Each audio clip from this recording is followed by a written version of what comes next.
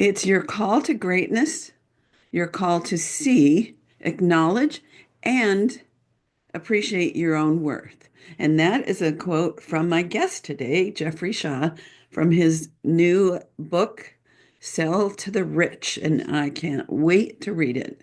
I got to read the summary and um, I don't even know where to start. Sounds like so much amazing info. Before I do, I just want to remind you that if you go to lucydumascoaching.com, Lucy with an I, you can find more about me. The podcasts are there. You can schedule a 20-minute chat about whatever you'd like support on. So, okay, let's go. So, I am so thrilled to have Jeffrey Shaw on the show again. This is his third time, and I saw him speak 5 years ago at the Professional Photographers of America's Imaging Expo, and I was just gobsmacked basically by his topic, which is based on his book Lingo. And I was like, oh my gosh, can I get him on my show? And he was kind enough to say yes. That recording is one of the most popular of the 5 years of shows. And so let me give you a little of his bio. Um, let's see. From humble beginnings, he's risen to be one of the most celebrated portrait photographers in the US. His stunning portraits have been featured on Oprah, the CBS News, O Magazine, People Magazine, and even the halls of Harvard University and the Norman Vincent Peale Center, and of course, countless beautiful homes across the country. And Jeffrey, my quote on a show a couple of weeks ago was a Norman Vincent Peale Hmm. quote. And Wow. my pastor dad was a huge fan and he had a huge influence. So I think that's a kind of a fun little crossover. Okay, Definitely. he's a great speaker. As I said, he spoke at Imaging, he's been at Prophet Con, and the Self-Employed Life and Lingo, and this new book, Sell to the Rich, are his amazing books. And I don't know what else can I say. He's amazing. Oh, and not to mention TED Talks, and he started a National Self-Employment Day and has a podcast. Did I leave anything important out, Jeffrey? Oh, I have a great dog. His name is Indy. Indy? Indy? Yeah. I love Yes. it. I love it.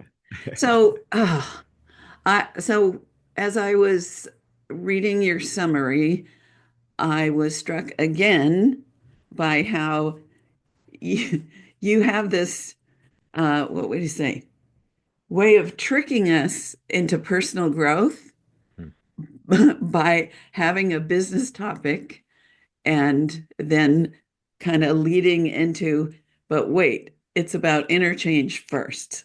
Do you Mhm. know what I'm talking about? I do, and I love that you're referring to it as tricking people into that. Like I've never looked at it that way, but I love that. It just to me, it's there's just no other way of being in business. I've always said, being in business, particularly self-employed, is personal growth on steroids, right? Because you're going to feel more, hear more, encounter more. I just don't know any other way. But I agree with you. This is probably a bigger surprise, which is so imperative to the book because when you've written a book called Sell to the Rich, and it's about luxury sales, the surprise of the book is how much this has to do with your personal growth, your personal development. And then, as you said, it is really about your call to greatness. But I'll also share with you, Lucy, this was the biggest surprise for me as a photographer to some of the wealthiest families in the United States, CEOs of companies. The biggest surprise to me was how much those folks were into their own personal growth. That they, Really? yeah, it wasn't just a silver spoon or, they got to where they are because of their mindsets and the way that they thought. And I could be photographing their family and I would mention Napoleon Hill's book, Think and Grow Rich or something. And next thing I know, the father and I were hanging out in his library discussing mindsets.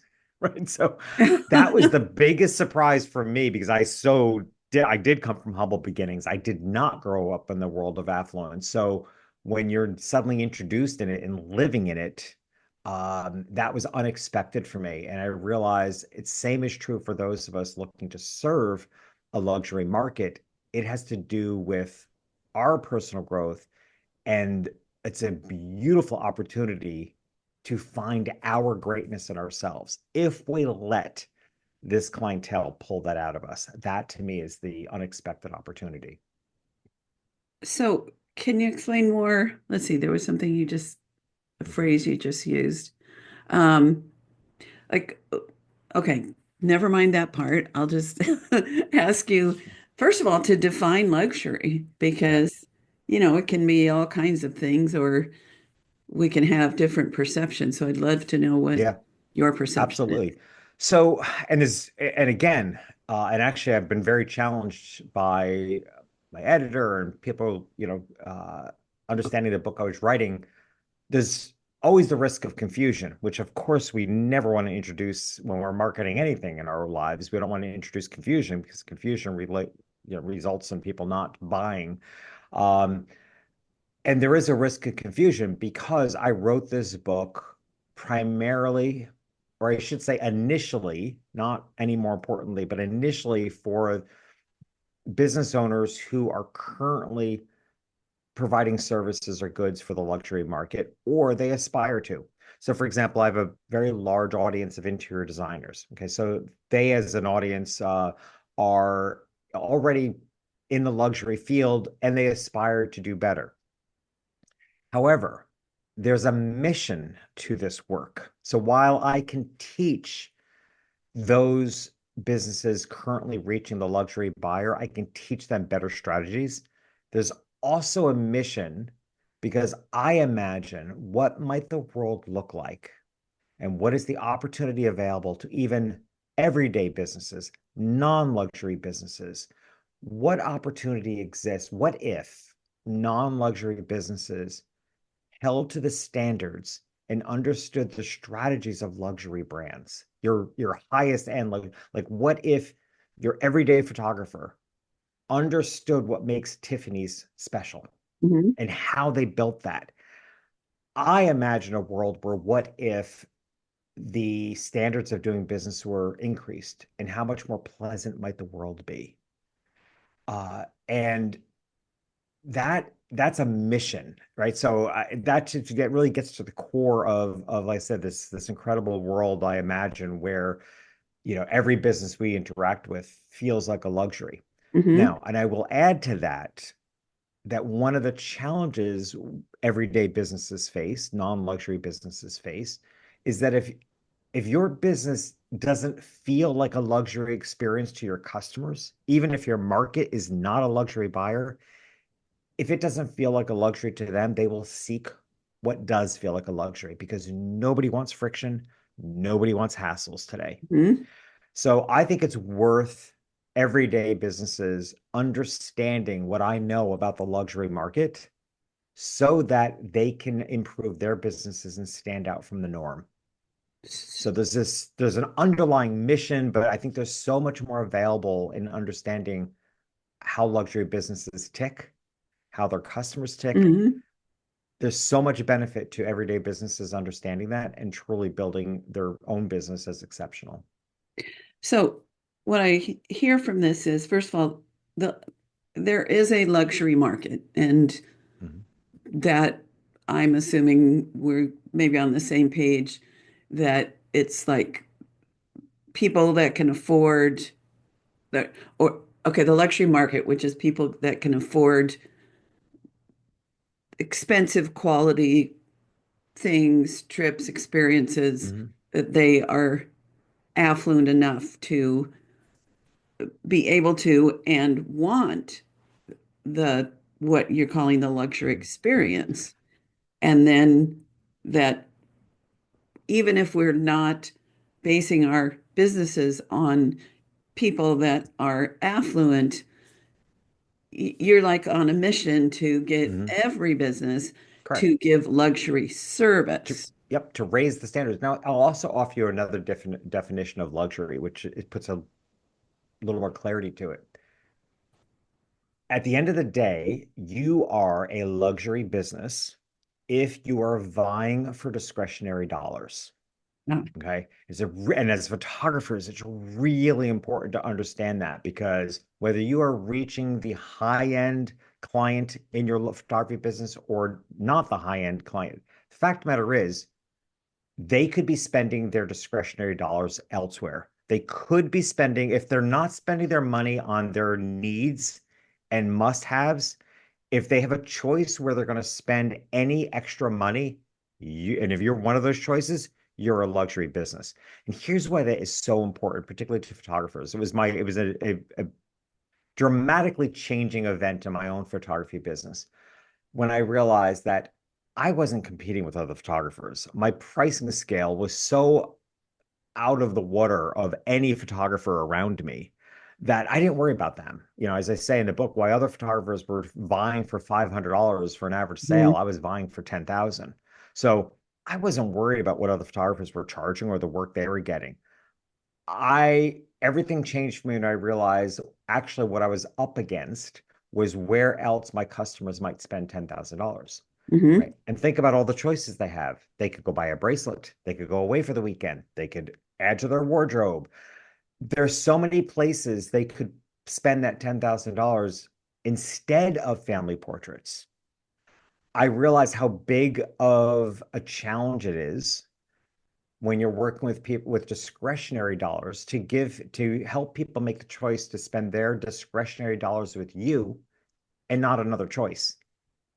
So if you are in the business where you are trying to get people to spend money in your photography business when it's extra money to them, it's not paying a utility bill, you're in a luxury business because Mhm. they have the luxury of spending that money anywhere, not just in your photography business. Right. I remember, I don't know where I heard it, but when I heard that as well, that was a big revelation. Yeah, And it also led me to think about who could I partner with that is serving that same clientele. Like you mentioned, interior decorators. Like those yeah, are fabulous people to partner with. I partnered with a landscape architect and got one of my very best clients ever as a referral. And yeah, so they can become our friends. When I did weddings, I partnered with other people serving the wedding industry. So,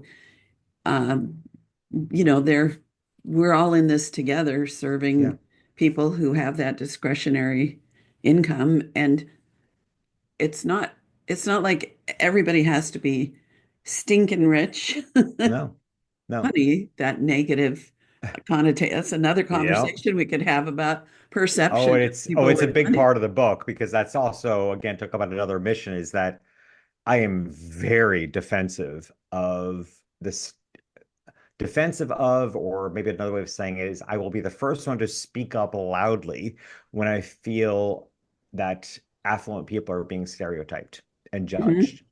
And in fact, I did so recently when with all the fires that you all are encountering in Oh yeah. California, and there was such a glib, oh, they're rich people, so what? They can rebuild. And I came out fighting strong because, one of the main points I made in my post was, do you think that the items in their home are any less sentimental?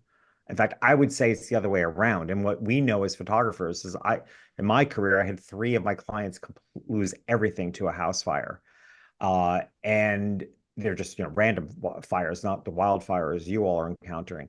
And I was the second phone call they made, right? They called their insurance company and then they Mhm. called me to say, do you have the files? Do you have the Right. negatives? Do you have the digital files? And of course, I always did. That's how important the things in their house are. So they're not, I don't care how wealthy you are. It's not the things that are important. It's the stories about the things.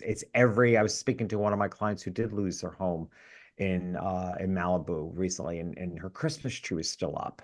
And we were talking about it's not just a tree with a bunch of ornaments on it. It's the story behind every ornament that's hanging on that tree. Right.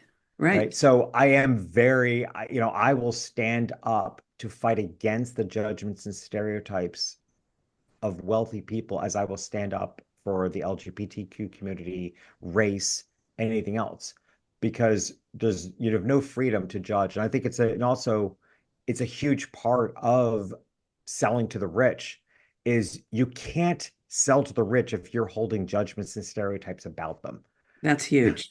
You can That's huge. pretend, you can look, you can think you're pretending, but here's one of the key components of selling to the rich is you will find out that while you think that they're surface level thinkers, they are actually some of the most perceptive customers you will ever work with because they've had to be. They're used to being targeted. So their antennas are up and they're very perceptive of whether you are in it for the money or you're in it to genuinely serve them. And I've had when I had my photography business, I had numerous photographers visit me who wanted to create a similar business of their own in some other market. And I'd say 99% of them that came, I had to correct their energy and say, look, if you want to build a business like mine because you think the roads are paved with gold, that mentality is exactly what's going to make it not happen. Right. Right? It's not the easy way. It's not, the roads are not paved with gold. You have to free yourself of judgments and assumptions about the people you serve in Hmm. order them to feel the clean energy of why you're doing it. Right. Oh, yes, that clean energy. I had that in my Mhm. notes. I wanted to ask you about that. So tell me about clean energy. Yeah. And again, I think this will be kind of a surprise of the components. You don't think about that when we're thinking about selling to the rich. But the fact is, as I said a moment ago, they are the most perceptive clients. Like you can't get away with anything. Like they will pick up so strongly, Lucy, that I had and this may not even seem like a natural connection, but one of the policies in my photography business is my clients, who again were spending an exorbitant amount of money, 10, 15, 20, $30,000 in portraits, they would pay for those portraits upfront when they placed their order. I didn't take half down and half later. And Hmm. there were a number of reasons. One was this clientele is not transaction based, right? So they're very emotional based. It's how they make decisions. So I don't want to have too many transactions. I want to focus on the emotions. So I get the transactional part of doing business with them out of the way quickly. So just pay me once and we don't think about it again. The rest of the time, we're just focused on the emotions. So that was one reason. But the other reason was that I wanted them to understand that the clean energy I was bringing to the table was that I was free of the assumptions, free of the judgments, that I was what I had learned for myself as a photographer by having my clients paid up front. I didn't have the dangling carrot of a nice big balance waiting in the wings for Mm. me.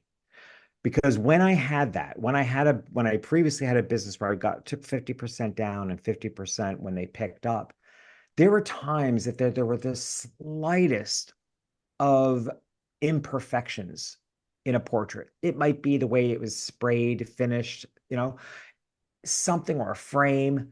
And because there was a big balance to do and I needed the money, I might have let it slide. Mm.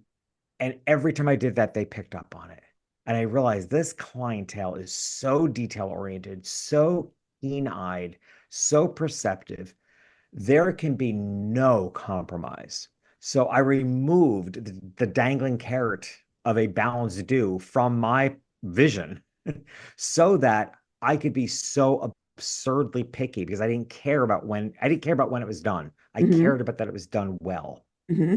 So that actually, for me, was the biggest motivator as to why I went to a policy of paid up front because I wanted to remove my human nature of trying to slip something through. That's what I mean by clean energy. It's like everything you do, your intentions, your what I refer to as your it factor. And what I mean by it factor is what is your reason for I serving this clientele? IT or ICK? IT, it. Okay. And I'm actually gonna, that's something I talk about in my keynotes. I'm actually gonna change the term to your diamond edge, which is a big part of the book and my newsletter for LinkedIn is Uh-huh. called Diamond Edge. So let's call it that. Your diamond edge is your reason for serving this clientele that's bigger than the money and bigger than trying to just keep up with their demands. Got it. Again, as you said right in the beginning, going back to ourselves, why this clientele? Why are you choosing to work with perhaps the most difficult clientele on the planet? Hmm. Why are you choosing to work with a clientele that's extra picky? Why? What's in it? It's because if it's you think you're going to get rich, they're going to smell that. You have to find your diamond edge within yourself. Like, what is it? What's the why of why this clientele you feel is the clientele you're meant to serve? That's how you find the clean energy in yourself because you have figured out for yourself why this the clientele that you are meant to serve is to the degree that I describe in the book that I knew the clientele I was meant to serve so well that I loved them before I met them. And I Mm. only grew to love them more as I got to know them. When you love your clients because you know you're meant to serve them before you've met them, they feel that. And So, that's clean energy. so why are you meant to serve the luxury market? Yeah. And it makes no sense, right? Because I didn't come from that. I mean, I grew up very lower middle class. Um, like a lot of us creatives, we feel like we're the black sheeps, or we ask ourselves, how Hmm. the hell did I end up being born into this family, right? I mean, any relationship I ever had in my life, when I brought them back to meet my family, they were like, nice people, but how the hell did you come from that? Right. So, and it's just my reality. I'm like, I know, I love them for who they are. They're my family, and I don't know because I don't think like anything like them. So I was meant to serve the luxury market because I'm insanely particular. Mm. I am motivated by beauty, right? Which can sound really shallow, but I'm a photographer.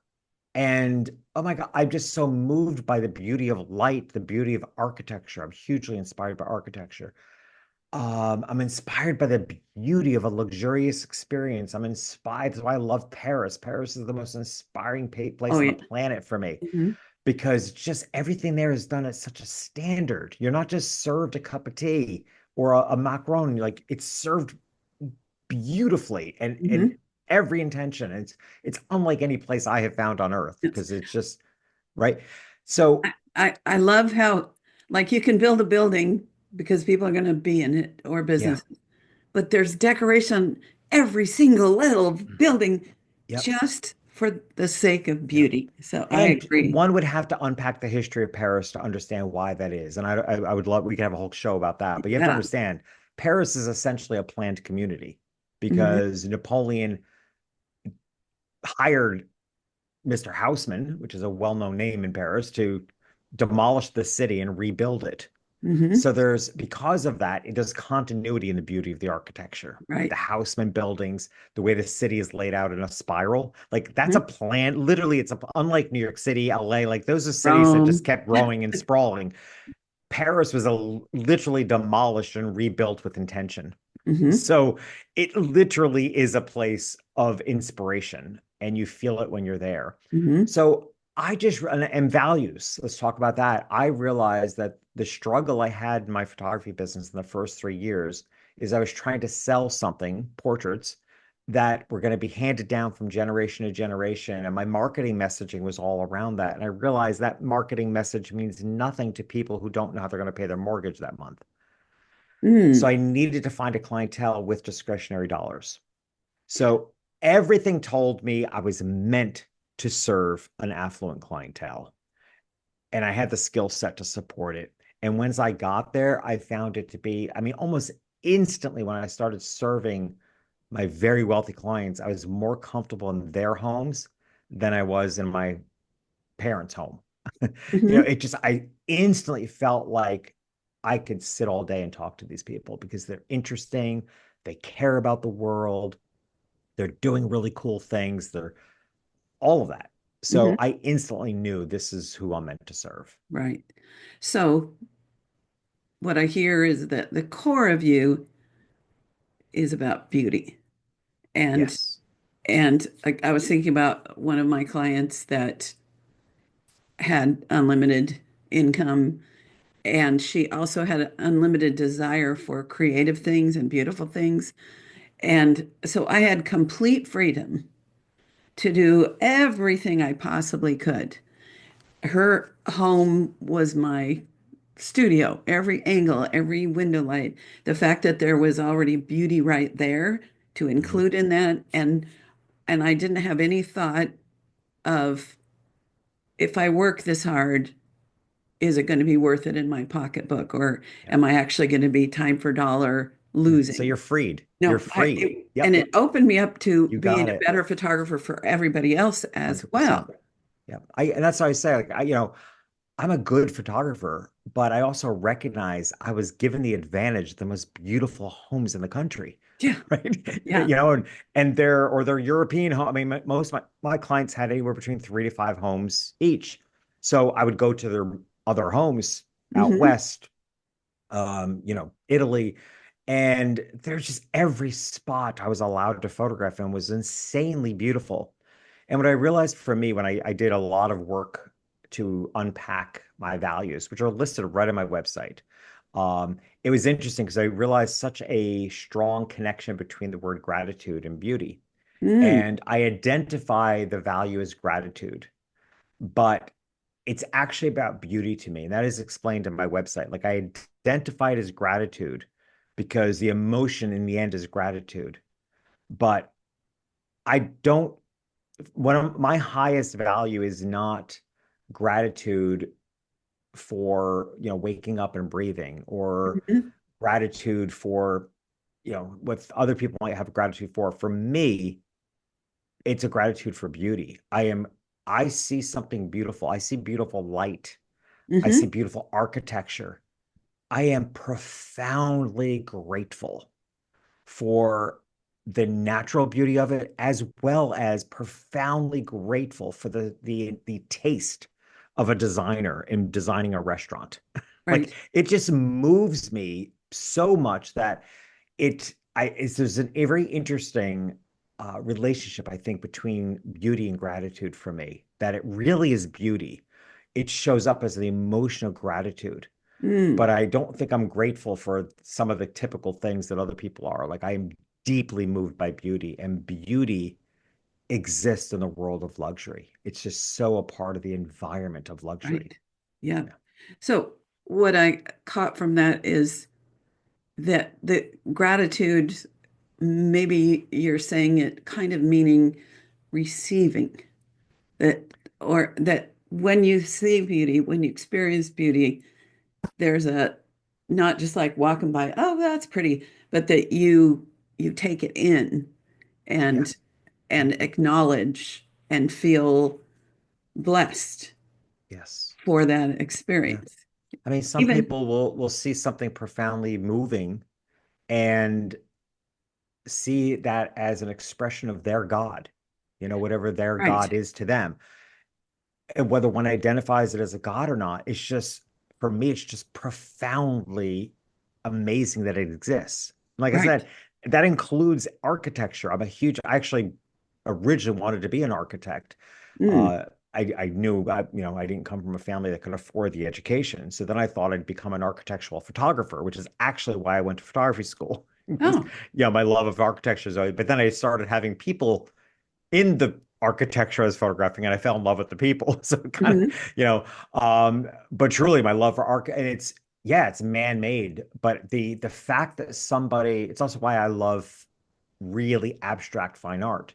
Some mhm, people look at abstract fine art as, it's a splash of paint on a canvas. Like, how is that worth what it is? I look at it and think, oh my gosh, who thought of that? right. Right. I'm amazed at the person who who came up with the idea or the person that expressed something through that splash of paint. I can get lost in it for hours. So that to me is like it can be equally man-made as well as nature to me, Mhm, where I find beauty, which again, luxury is a man-made environment. It's a man-made store, it's a man-made marketing message. But done well with your best luxury brands, you've created an environment. And this is one of the core lessons to help other businesses sell to the rich, is that you're not selling any one single thing. You're selling in a world that your ideal customer wants to belong to, mm, right? They, for example, I've got certain designers that I really favor, and one is Christian Dior. but it's the whole environment. It's the history. If you understand the history of Christian Dior, it's the fact that Dior lived for just 10 years running his own fashion house. He created the House of Dior was launched when he was 42 and he died at 52. Mm. Also the same age my father died. So they're just I understand profoundly how young it is to die at 52. And to have led the House of Dior as the founder, think about this for all you business owners. Like you're the founder of your own company for only 10 years.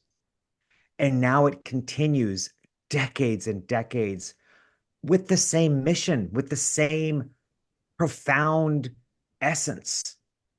How powerful must his direction and energy have been in the short 10 years he ran the House of Dior? Yeah. That today, multiple designers later, leaders of the company, the vibe still exists. It's because there was a whole world created, a brand message, a word. There's iconic symbols. There's in the Dior brand and in the Dior ecosystem and environment, there's often a symbol of a star. That star, the story behind that is Christian Dior found a star object laying alongside the Seine as he was walking to the meeting, first meeting with who would turn out to be the investor to the House of Dior. So he's walking to this life-changing meeting, a very nervous clothing designer finds the star laying alongside the Seine, picks it up as his good luck charm, and he lands the biggest deal of his life to build the House of Dior. To this day, that star hangs, a metal star hangs from every bag that you buy at a Dior store. I actually take them all and hang them on my Christmas tree. They're great Christmas tree ornaments. But Yes. it's the fact there's a story behind the symbol. Right. And Right. that's what luxury is. Luxury is creating a world that your customers want to belong to. Mm. It's the story, it's the environment, it's the photography studio they step into, it's the packaging. It's no one thing. It's an entire environment that you're Right. creating. Right. That goes back to your first book, Lingo, which Correct.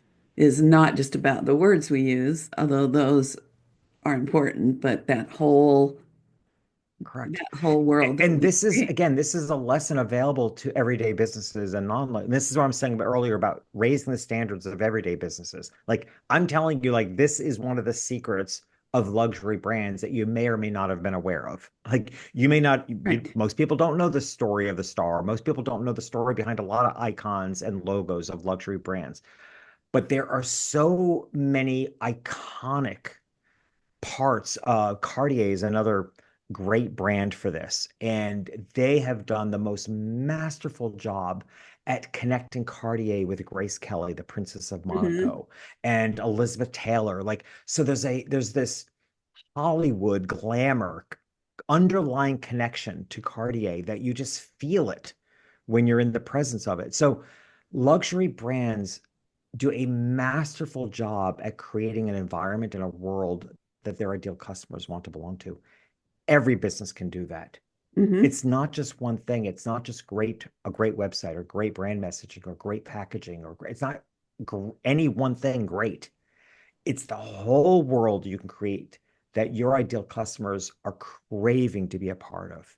And that's a secret available to every business. I love it. Um, yeah, my mind is just going everywhere. And I just love connecting the dots between um, things that are very pricey. I did a podcast about my search for a purse, and Mhm, I don't really care about a label. I want it to serve me in the way that I want it. I appreciate the beauty. I don't need to spend a lot of money, but I'm willing to if it serves. mhm, And the experience of realizing there's a Coach bag that is probably right for me and a different experience in Macy's, mhm, Nordstrom, and a Coach mhm, store, and the luxury aspect and the personal connection in the store and the display and all the things. And even there's a Coach outlet. I could go buy mhm, a purse. Now, the one I love, of course, isn't in there. But but I I learned so much in looking for the same kind of thing and having that luxury experience in the store. And the Yeah. product, yes, it seems to me like it's a very well made, very beautifully thought out and designed bag. Yeah. But what you just said, so much more. Yeah. Well, And yeah, like let me some, also, Lucy, let me point out also, you're also doing something for yourself that's incredibly important. And I talk about this in the book as embodying the experience. mm, Because I tell you what, luxury is not just slapping a high price on it. And again, as I said earlier, your perceptive clients are going to smell that. Like you have to stand behind the expense. You can't just slap a high price tag on it and call it luxury. It is the whole environment. But what you're doing is something so wholeheartedly believe into, and actually the most controversial article in the book. I won't quite say a chapter because it's an article within what we call the elements, and that we really considered. I was really challenged whether to keep it in there because the core message of it is, and I did end up softening the message by request of my editor, but the core message of it is you can't shop at the dollar store and try to present yourself as high end. Now, it's a very blunt way of saying because hey, you can. When I was starting out as a high end photographer, I might have needed to shop at the dollar store because I didn't have my business hadn't taken off yet and I didn't have the money. So I don't, that's where it's a fine line. Like I don't want to be judgmental or negative about the dollar store. But here's the message of that is that it is imperative that if you're going to present yourself as luxury, it's imperative that you understand what that feels like. It's imperative you know what that looks like. So you don't just want to study it, you want to embody it. So to the best of your ability, have that experience that you're having at the Coach store versus the buying it at Macy's. Uh, I always said when my business first started gaining momentum, every dollar I made I spent on a luxury experience, spas, dinner, buying expensive things. And I always said, not a bad way to get an education. But I was very aware of what I was doing. I needed to see, hear, and feel the world from the perspective of those that I was serving in order to understand what I came to understand as like a secret language. mhm, But it was more than just studying it. It was truly embodying it. It was being okay with it. It was removing judgments about it. It was being curious about what does the world look like that you don't know, especially if you don't come from an affluent background, which I mhm, did not. So what you're doing there is really helpful for yourself because you will learn lessons by embodying the experience that you can bring to your own business and it elevates you and it elevates your customers experience. mm. So I congratulate you for that because it's something I teach all the time. Thank you. Thank you. And yeah, it isn't like people, some people like labels and they buy name brands and they buy luxury goods because of the pride of ownership. And, that's not me, but the quality is important to me. And it is harder to find that Yeah. uh, without being in that luxury Correct. category, I'd Yep. say. Yeah, So, I have a favorite umbrella brand. mhm, Believe it or not, I am again the type of guy that researches everything. I wanted an exceptional umbrella. I didn't right. want to just have an ordinary umbrella. So I did my research, found a brand that I'm not going to bother mentioning because it's not a brand that means anything to anybody. It's an Italian, it's a Italian family, Italian family in Milan that makes these umbrellas, and but they're exceptional. Nobody knows the brand name, and there's no brand name indication on the umbrella. And yet people stop me all the time, like, what is that? It just has Mm, this gorgeous pattern to it. It has a beautiful sterling silver and wood handle. It has a Swarovski crystal at the end of it. nice. My monogram is engraved into the sterling silver of the handle. Like it's exceptional. Like it's not something you don't notice. Hmm. There's no label. there's no name to the brand evident. But, and again, going back to the environment, I mean, not only is the craftsmanship exceptional, the fabric stands out. Beyond that, though, there's just an air of luxury Right. that you And, can see and feel. So it's not and about the label all the time. right. Right. Yeah. In And fact, there's a big trend in luxury marketing that's called referred to as quiet luxury.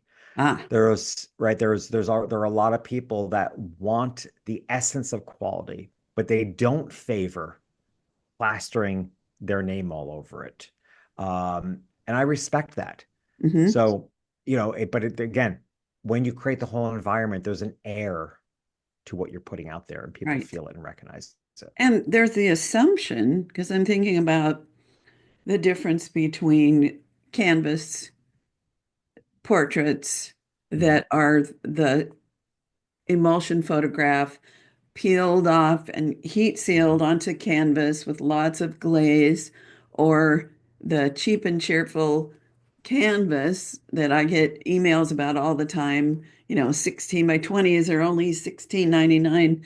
There's an assumption, I think, by our clients, the luxury clients, that we're going to use the best materials, the best craftsmanship, the best standard. It's not going to fall apart. It's not going to split. It's not going to fade.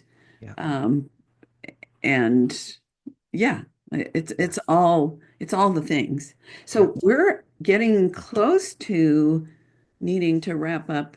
Um, I want to know, maybe you've already shared this, but you said writing this book, you uh, did a lot of inner work to be able to write it.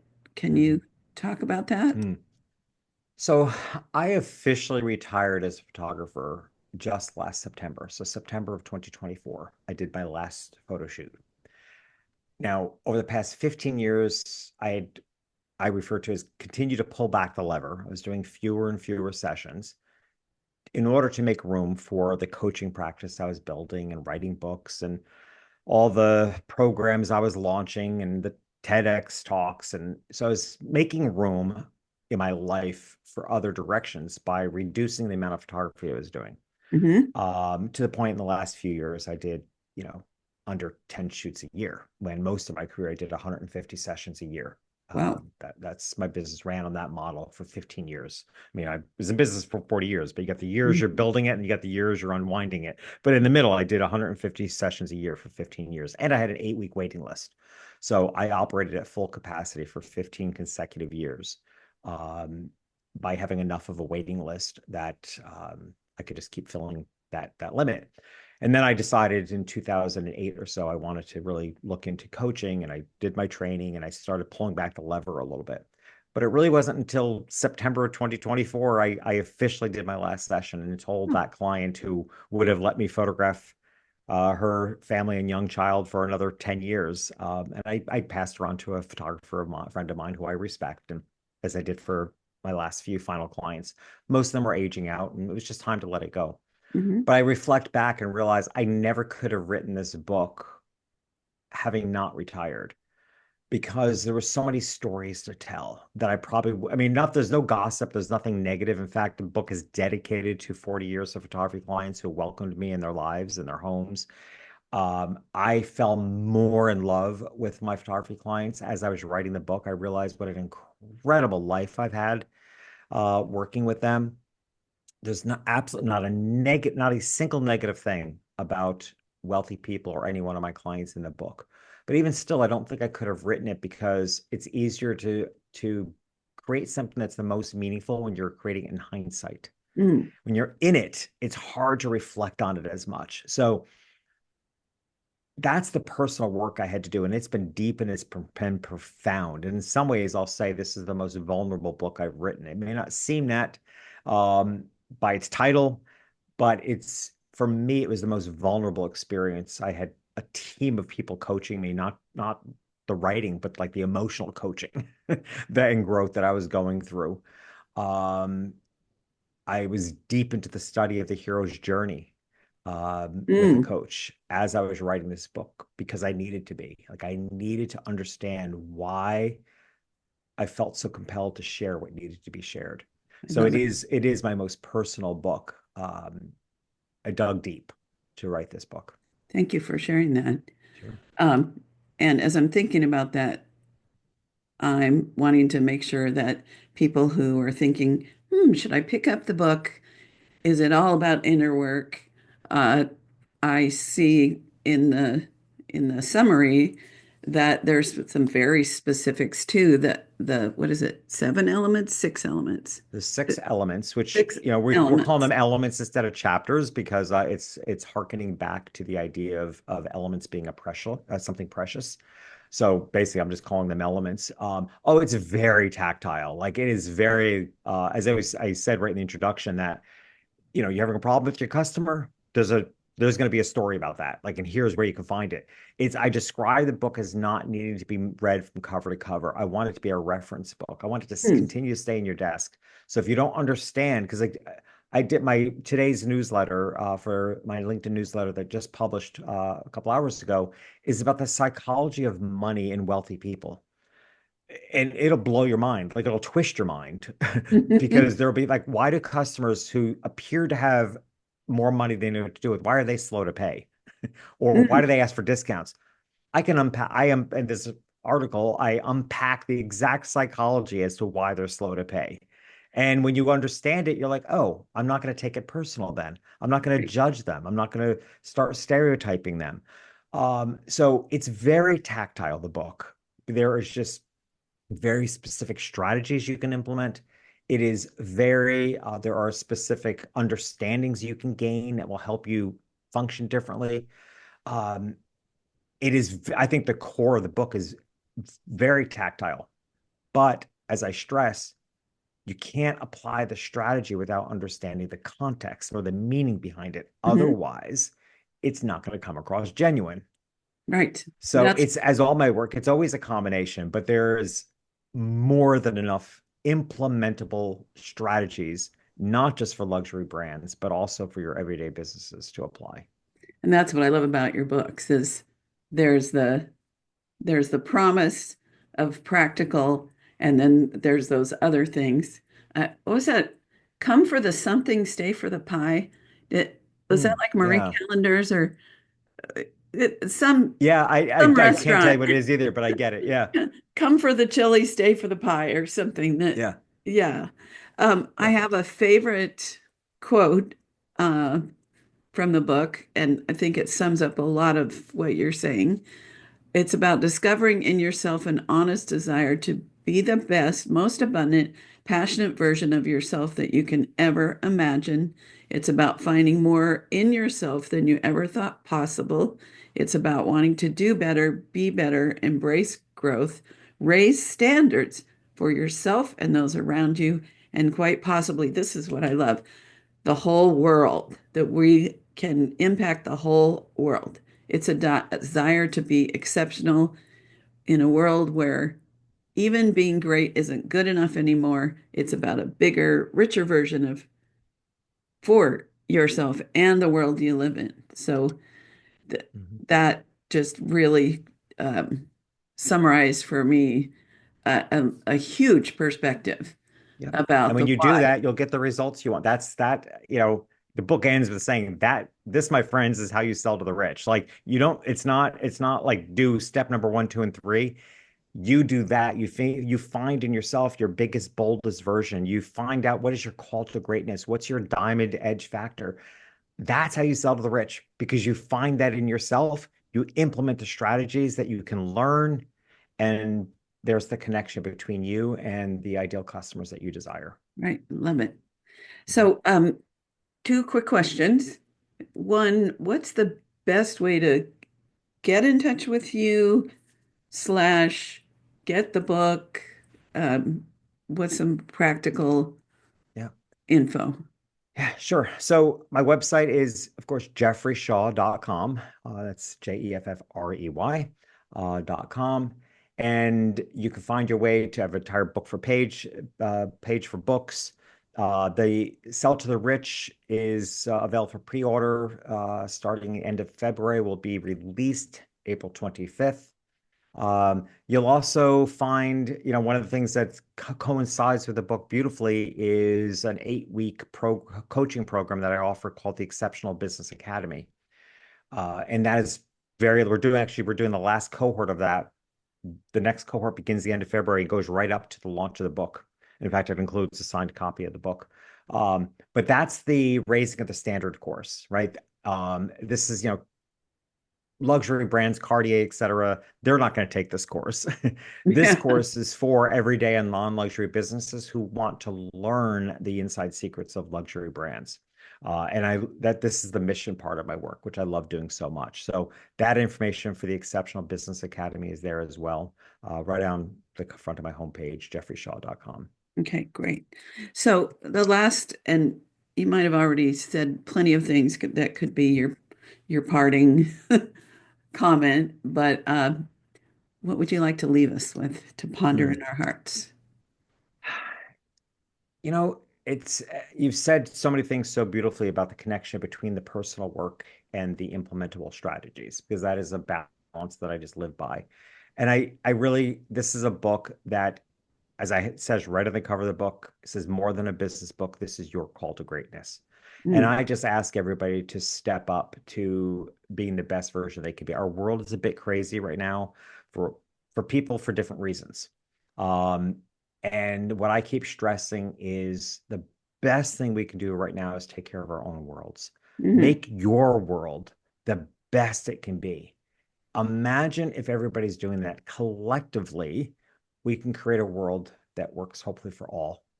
And it may not feel that way. It may feel there's division, there's arguing, there's, stress in the world. There are fires in the world, or people losing. At this point, I think the best thing to do is to hunker down, find your own call to greatness, create the business that's going to change people's lives, and let's see what happens. Thank you, thank you. So stay tuned for my wrap up. And Jeffrey, again, thank you so much for saying yes to be on my show when I was six months in, and I I was like, oh, can I get Jeffrey on my show? I want him on my show, and you just graciously were like, heck yeah, let's talk. Always, And anytime. yeah, I appreciate that, and I know my audience loves what you share and is deeply moved and inspired. So thank you so much. Thank you. Well, hello, I'm sorry, hello again. Here I am by myself and so inspired, having listened to Jeffrey just share uh, on such a deep and impactful level. Um, can I summarize?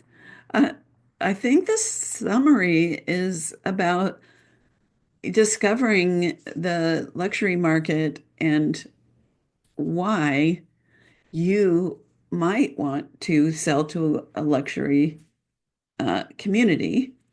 And luxury is about people, the luxury market is people who have extra money that spend it places that are, um, what do I say, not about food and clothing and basic lodging and having a simple car, but that they have money to spend on things that are beautiful, things that are well crafted, things that give them a wonderful experience. Um, and I don't know, it's so hard to summarize here. We talked about gratitude and beauty. And what I heard so strongly is that he connects a core value in himself, which is the love of beauty, the appreciation, the inspiration. And that just kind of took it to a new level. I also loved how he always connects the inner work and the practical, and that um, he talked about having clean energy. So, something I've heard people say is people are repelled by what you call commission breath, meaning somebody that is doing a service, especially a high-end service, in a way that is focused on getting the money. And what I heard was him sharing about it's not about the money, it's about the product, it's about the service, it's about the relationship, it's about the reason for serving people. Um, I think that is about what I can summarize here. And I'm looking forward to being able to read more than the Cliff Notes version of the book and how each of the six chapters, or what he calls elements, address specific aspects of customer luxury service sales and so forth. So anyway, that is it for now. And I hope I saw a bunch of you at the Professional Photographers of America's Imaging Expo at the beginning of February. And I hope to connect with you in the future. Thanks. Bye for now.